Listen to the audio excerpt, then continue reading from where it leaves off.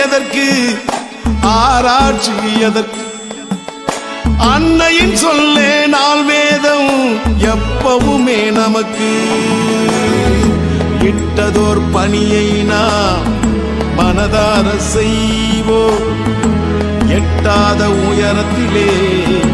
இல்வாழ்வில் செல்வோம் தானாக தேடி வந்தவள் அம்மா அம்மா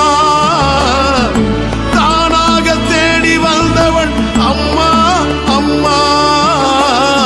சரணம் அடைந்தால் போதும் அம்மா ஆதாரமான அவதாரம் அம்மா